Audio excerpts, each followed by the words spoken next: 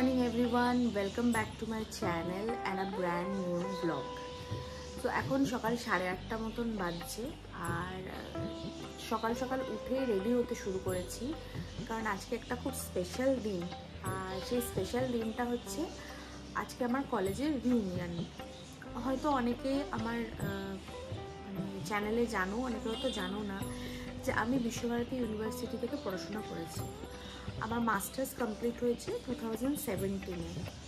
তো অনেকটা বছর, তারপর আর কলেজ সেভাবে যাওয়াও হয়নি।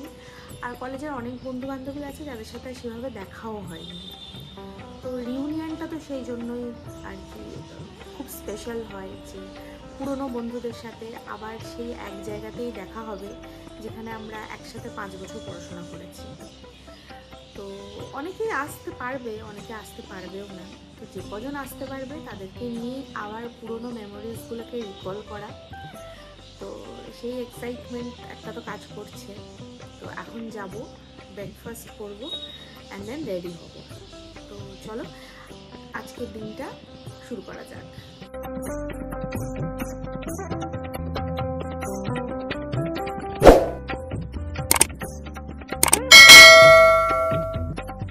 তো আমার ব্রেকফাস্ট ডান, এখন আমি রেডি হব। আর আমাদের এইসব অনুষ্ঠানে না শাড়ি পরাটা একটু ম্যান্ডেটরি, মানে ছেলেরা পায়জামা পাঞ্জাবি আর ধুতি পাঞ্জাবি আর মেয়েরা শাড়ি। তো আমি যেহেতু অনেক দিন শাড়ি টাড়ি পরিনি, কোথাও সেভাবে যাইনি, তো আমি কাল রাত থেকে শাড়ি নিয়ে এত কনফিউজ ছিলাম কোন শাড়িটা পরবো। তো ফাইনালি এই শাড়িটা আমি চুজ করেছি কারণ কাল বাদ পরশুই দোল, চারিদিকে এখন বসন্ত। তো এই শাড়িটার থেকে ভালো তো আর কিছু হতে পারে না। তো চলো চট করে রেডি হয়ে, কারণ 10টা পেরিয়ে গেছে, আমাকে 11টার মধ্যে কোনো পৌঁছতেই হবে। তো চলো আগে রেডি হয়ে নিই। তো এই যে আমি রেডি হয়ে গেছি অলরেডি। আর অনেক দিন পর শাড়ি পরেছি, তাই একটু গরম গরমও লাগছে কারণ বাইরে ওয়েদারটা আজকে একটু গরম আছে, হাওয়া দিচ্ছে না অতটা। আর সেই জন্য কোনো মেকআপও আমি কিচ্ছু করিনি, জাস্ট সিম্পল একটা লিপস্টিক, কাজল, টিপ আর বাস একটা কানের। কারণ অনেকক্ষণ থাকতে হবে, মেকআপটা নষ্টও হয়ে যাবে, তো সেই জন্য আর মেকআপ করার রিস্ক আমি নিইনি। তো এখন এখান থেকে বেরোবো, টোটো করবো, বান্ধবীর বাড়ি যাবো, বান্ধবীকে তুলবো, দেন আমি কলেজ পৌঁছবো। তো চলো তোমরাও আমার সাথে পুরো ভিডিওটা দেখতে থাকো, ভিডিওটা কিন্তু স্কিপ করে চলে যেও না। তো ফাইনালি বাড়ি থেকে বেরিয়ে পৌঁছে গেছি আমাদের ডিপার্টমেন্টে। আর অনেক বছর পর ডিপার্টমেন্টের গেটে ঢুকতে একটা আলাদাই এক্সাইটমেন্ট কাজ করছিল। আর দেখতেই পাচ্ছ ডিপার্টমেন্টের বাইরে গেটে অলরেডি ব্যানার লাগানো আছে। এটা 35th রিউনিয়ন, যেখানে প্রাক্তন বর্তমান সবাই মিলে মিশে একসাথে আনন্দ অনুষ্ঠান করবে। তো এই নিচের তলায় হচ্ছে আমাদের বাংলা বিভাগ, যেখানে বাংলা ডিপার্টমেন্টের সমস্ত ক্লাস হয়, আর ওপরে হচ্ছে ইকোনমিক্স ডিপার্টমেন্ট। তো চলো তোমাদেরকে এন্ট্রেন্সটা দেখায়। এই গেট দিয়েই এটা নর্মাল এন্ট্রেন্স বাংলা ডিপার্টমেন্টের জন্য, ইকোনমিক্স ডিপার্টমেন্টের জন্য। তো সেদিন এখানে লেফট সাইডে টেবিলে রেজিস্ট্রেশন চলছিল, যেখানে আমরা নাম লিখিয়ে লাঞ্চ, ডিনার, টিফিনের কুপন কালেক্ট করছিলাম। আর এদিক থেকে বাংলা ডিপার্টমেন্ট স্টার্ট হচ্ছে। এখানে সমস্ত প্রফেসরসদের রুম আছে, প্রতিটা রুমের ওপরে তাদের নামও লেখা আছে এবং সাথে সাথে ক্লাসরুমসও আছে। তো সেগুলো তোমাদেরকে একটু পর দেখাবো, কারণ অলরেডি এখন অনেক ভিড় দেখতেই পাচ্ছ। আর এই ঠিক উল্টো দিকে জায়গাটাতে যে বড় স্পেসটা আছে আমাদের মাঠ মতো, এখানেই অনুষ্ঠান হচ্ছে। তো অনুষ্ঠান সাথে সাথে সবার সাথে দেখা করে নিই।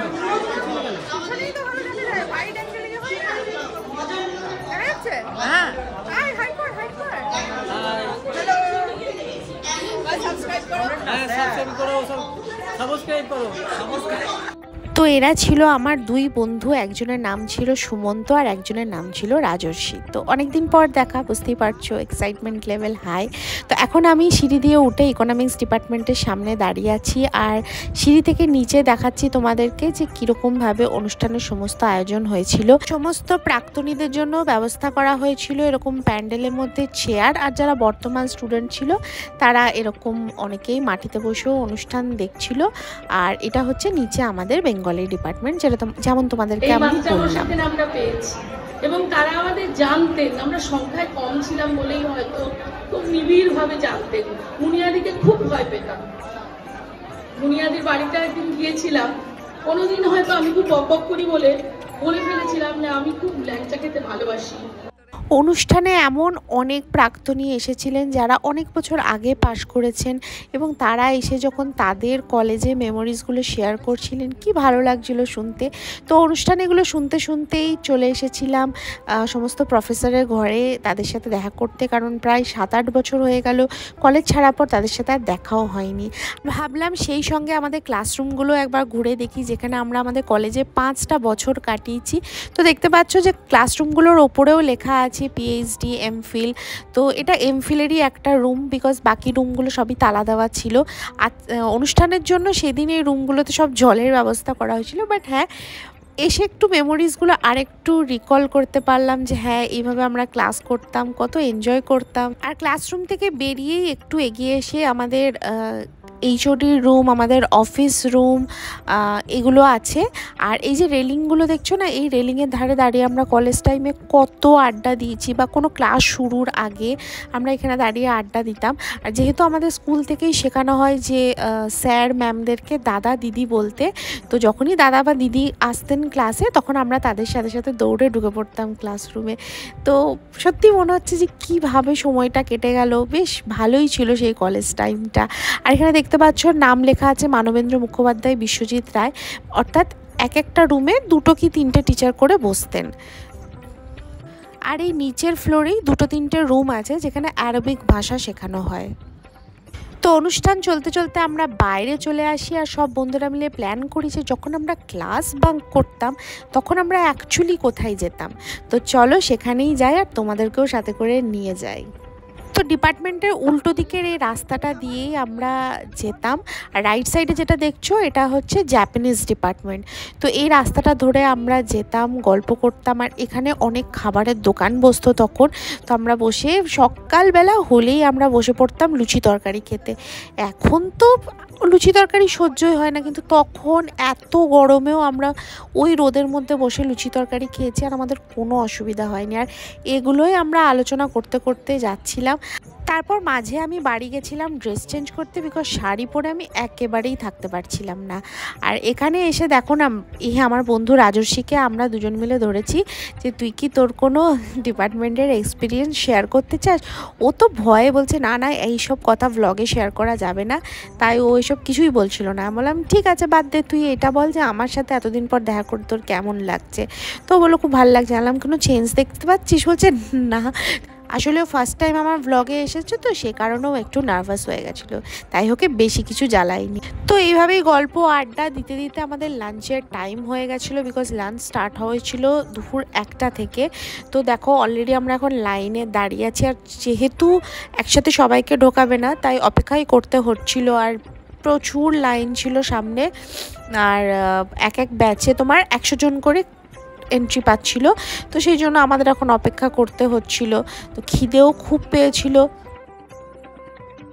মাঝখান থেকে শুনতে পেলাম যে ডিপার্টমেন্টের পিছন দিক থেকে, অর্থাৎ যেদিক থেকে প্যান্ডেলে এক্সিট আর কি, সেদিক থেকে এন্ট্রি নিতে। তো আমরাও সেই জন্য ডিপার্টমেন্টের পিছন দিক থেকে গেলাম যে যাই অন্তত এদিক থেকে যদি ঢুকতে পাই। তো ডিপার্টমেন্টের যেখানটা পার্কিং হয়, পার্কিংয়ের ঠিক পিছন দিকেই আমাদের এই প্যান্ডেলটা হয়েছিল খাবারের জন্য। অ্যাটলিস্ট খুব ভালো হয়েছিল যে প্যান্ডেল সিস্টেম করা হয়েছিল, আদারওয়াইজ ডিপার্টমেন্টে অত জায়গা ছিল না এতগুলো লোকজনকে খাওয়ানোর। আর সেদিন গরমটাও ছিল অত্যাধিক, আর ভিতরেও পুরো দেখো প্যাকড আপ, জায়গা নাই। কিন্তু আবার কিছুজন বললো না, এদিক থেকে না, যেখানে আমরা প্রথমে লাইন দিয়েছিলাম ওই দিক থেকেই এন্ট্রি নিতে হবে। কি বলবো বলো। তো ফাইনালি আবার আমরা ওই দিক থেকে এসে লাইন দিয়েছিলাম এবং অনেকক্ষণ অপেক্ষা করার পর আমরা প্রায় গেটের কাছাকাছি পৌঁছে গেছিলাম, কিন্তু আমাদের কুপন তখনও কালেক্ট করা হয়নি। তো কুপন টুপন কালেক্ট করে আমরা যখন প্যান্ডেলের ভিতর চলে এসেছিলাম, দেখো জাস্ট কীরকম ঠেলাঠেলি চলছিল, কারণ তখনও একটা ব্যাচ খাচ্ছিল আর তারা খেয়ে না উঠলে আর একটা ব্যাচ কী করে বসবে। এখানে একটু ম্যানেজমেন্টে প্রবলেম হয়ে গিয়েছিল। ফাইনালি 40 মিনিট অপেক্ষা করার পর আমরা বসার জায়গা পেয়েছিলাম। তো মেনুতে ছিল, ফার্স্টেই দিয়ে দিয়েছিল বেগুন ভাজার সাথে গরম গরম সাদা ভাত, আর ছিল গাঢ় ডাল, যেটা খেতে অসাধারণ ছিল। তো বাকি আইটেম দেওয়ার আগে আমি খাওয়া শুরু করে দিয়েছিলাম, কারণ ডালের পরই ছিল শুক্তো, যেটা আমি খেতে খুব একটা ভালোবাসি না। তারপর দিয়ে দিয়েছিল মাছ। মাছ আমি বাইরে খুব কমই খাই, কিন্তু জানি না সেদিন মাছটা খেতে ভালো ছিল বলে খেয়েও নিয়েছিলাম। আর তারপরেই দিয়েছিল চিকেন। চিকেনটাও ভালোই ছিল। আর দেন বাকিগুলো শ্যুট করিনি। তারপর ছিল পাঁপড়, চাটনি আর মিষ্টি। তারপরে আবার কি, খেয়ে দিয়ে বসে পড়ি। এবারেই তো আসল আড্ডা। এতক্ষণ তো অনুষ্ঠানের জন্য সবাই ব্যস্ত ছিলাম, তো চলো দেখি একটু আড্ডা তোমাদের সাথে শেয়ার করি। নমস্তে, বসুন বসুন বসুন। হ্যাঁ, ইন্ট্রোডিউস করুন নিজেদেরকে। এখানে বসুন। হ্যাঁ, ইন্ট্রোডিউস ইয়োরসেলফ। বসুন, বসে নিজের নাম, ঠিকানা, আমার নাম হ্যাঁ সব বলবেন। হ্যাঁ,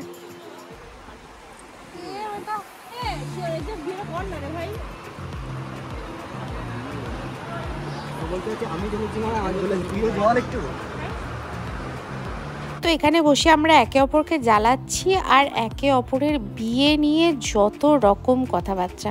তোমরাই শোনো। হাই, তোমার নাম কি গো বাবু? শিশু, আমাদের শিশু।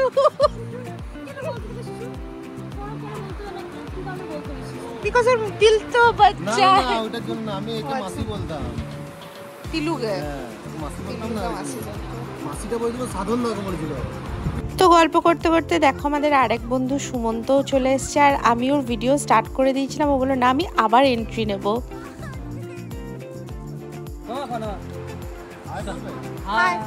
আপনার নামটা? আপনার নামটা? আমার নাম সুমন্ত পাল। सॉरी अरे यार रियूनियन है, इतना तो चलता ही है। রান্না বান্না কেমন হয়েছিল?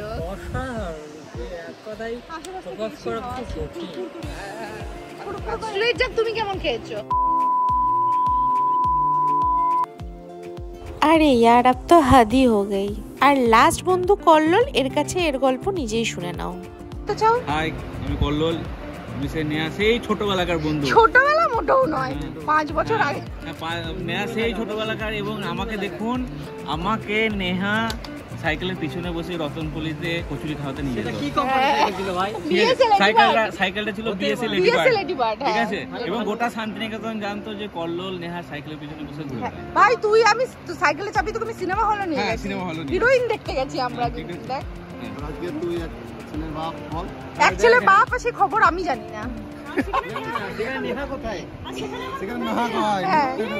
হ্যাঁ সত্যি তো, খুব রাগ হয়েছে। ও আমার বাড়ির পাশেই ফ্ল্যাটে থাকে, অথচ ওর ছেলে হয়েছে 6 মাস হয়ে গেল, সে খবরটাই আমার কাছে ছিল না। তো রাগ হবে না বলো? তো সেই নিয়ে প্রচুর কমেডি হচ্ছিল। আর ওকেও আমরা খুব জ্বালাচ্ছিলাম। আর কলেজে কাজের চাপে ওকে গ্যাসও ফার্স্ট খেতে হচ্ছিল, সেটা নিয়েও ওকে আমরা প্রচুর কমেডি করেছি। তো বাস, তারপর দেন আড্ডা ফাড্ডা মেরে সোজা বাড়ি। আর শুরুতেই অনুষ্ঠান চলছিল বলে তো স্টেজের কাজ পর্যন্ত যেতেও পারিনি, আর স্টেজের ডেকোরেশনগুলোও দেখতে পাইনি। আর তো এইভাবেই স্টেজ ওরা সাজিয়েছিল। যারা বর্তমান স্টুডেন্ট তারা নিজের হাতে স্টেজ সাজিয়েছিল। বিভিন্ন রং দিয়ে নিজের হাতের ছাপ দেওয়া ছিল এবং একটি গানের লাইনও লেখা ছিল, আয় আরেকটিবার আয় রে সখা প্রাণের মাঝে আয়। তো অবভিয়াসলি গানটা অনেকেই তোমরা জানো। আর প্রচুর কালারফুল দেখো, মানে নৌকা বানিয়ে ওরা এখানে ঝুলিয়ে রেখেছিল। আর যেটা মেন স্টেজ, এরকম ডেকোরেশন আমরা আমাদের কলেজ টাইমে প্রচুর করেছি, কালারফুল উত্তরীয় দিয়ে।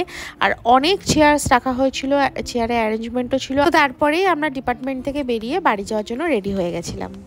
এই যে এতদিন পর রিউনিয়নে এসেছিলাম, কত যে আনন্দ হলো বলে বোঝানো যাবে না। পুরনো দিন, পুরনো স্মৃতি। জানি না এরপর আবার কবে রিউনিয়ন হবে, হয়তো আবার 5-6 বছর পর। তখন কে কোথায় কি অবস্থায় থাকবো সেটাও জানি না। এইবারের রিউনিয়নেও যে অনেক বন্ধু বান্ধবের সাথে দেখা হয়েছে তাও নয়, তবে এই যে 5-6 জন মিলে যে পুরনো স্মৃতিগুলোকে একটু আওড়ালাম বসে, এটাই অনেক। তা আমরা যখন MA এর ফার্স্ট ইয়ারে কাছাকাছি সময়, তখন এই নিউ বিল্ডিংটাতে ক্লাসেস স্টার্ট হয়। খুব বেশি ক্লাসেস না, তবে কয়েকটা ক্লাসেসই আমরা এই নিউ বিল্ডিংয়ে করেছি। MA যখন সেকেন্ড ইয়ার, তখন আমাদের স্পেশাল পেপার ছিল। তো স্পেশাল পেপারের জন্য আমাদের তখন এই ওল্ড বিল্ডিংয়েই ক্লাস করতে আসতে হতো, কারণ সবার আলাদা আলাদা স্পেশাল পেপার ছিল। তো খুব একটা নতুন বিল্ডিংয়ের স্মৃতি মনে নেই, পুরনো বিল্ডিংয়ের স্মৃতি একটু বেশি আছে। এখনকার স্টুডেন্টরা তো অনেক বেশি এই নিউ বিল্ডিংয়ে ক্লাস করতে পায়, তো নিউ বিল্ডিংটাও অনেকটা চেঞ্জ হয়ে গেছে, সেটাও দেখে বেশ ভালোই লাগলো। তো এরপর এখান থেকে আমরা টোটো ধরে ফার্স্টে বান্ধবীকে ড্রপ করি, দেন আমি বাড়ি আসি। তো চলো বাংলা বিভাগ বিদায় আজকের মতন। আশা করছি আগামী 5-6 বছর পর আবার দেখা হবে, আবার আসবো এই বিভাগে। তো যতবারই আসি যেন বিভাগের স্মৃতি যেন এইভাবেই আমাদেরকে খুশি দিতে থাকে, আনন্দ দিতে থাকে, এই আশা নিয়ে চলো বিদায়। তো ফাইনালি বাড়ি এলাম, এসে ফ্রেশ হলাম, আর খুবই ভালো লাগলো। এতদিন পর কলেজে গেলাম, সব বন্ধুদের সাথে নয়, কিছু কিছু বন্ধু বান্ধবদের সাথেই দেখা হলো। পুরনো মেমোরিজগুলো নিয়ে যখন আলোচনা করছিলাম খুব ভালো লাগছিল। সেই জন্য হয়তো খুব বেশি ব্লগ করতে পারিনি, বুঝতেই পারছো, প্রায় 7-8 বছর পর ওদের সাথে দেখা, তাই এতটা ব্লগ আমি হয়তো ক্যাপচার করতে পারিনি। খুব সামান্য কিছু ক্লিপস নিয়েছি, আমার ডিপার্টমেন্টটা কেমন দেখতে, আমরা কোথায় ক্লাস করতাম, বাস এক্সেট্রা এক্সেট্রা। আশা করছি তোমাদের ভালো লাগবে। আর সন্ধ্যেবেলাতেও অনুষ্ঠান আছে, কিন্তু সন্ধ্যেবেলায় যেতে পারবো না, কারণ আজকে বাবা মাকে, দিদি, বোনঝিদেরকে নিয়ে নবান্ন মেলা যাব। যারা এখনও পর্যন্ত নবান্ন মেলা ব্লগটা দেখোনি, প্লিজ ব্লগটা চট করে দেখে নিও। ডেসক্রিপশনে লিঙ্ক দেওয়া থাকবে, আর এন্ড স্ক্রিনেও তোমরা দেখতে পাবে, ব্লগটা দেওয়া থাকবে, তোমরা অবশ্যই দেখো। আর আজকে ব্লগটা এখানেই এন্ড করছি। ভালো লেগে থাকলে একটা লাইক, একটা ছোট্ট কমেন্ট, আর যদি চ্যানেলে নতুন হয়ে থাকো প্লিজ সাবস্ক্রাইব করে দিও। দেখা হবে খুব তাড়াতাড়ি আবার একটা নতুন ব্লগে। ভালো থেকো, সুস্থ থেকো।